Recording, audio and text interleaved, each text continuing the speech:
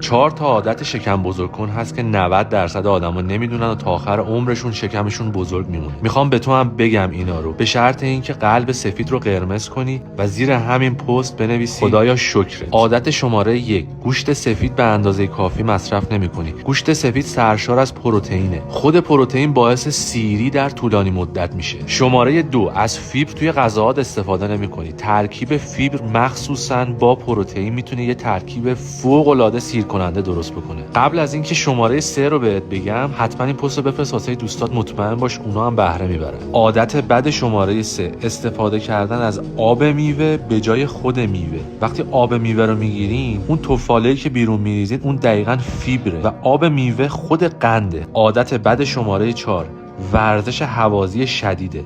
به جای چربی قند میسوزونه. به خاطر همین پیاده روی با سرعت آهسته میتونه چربی سوزی خیلی خیلی خوبتری داشته باشه.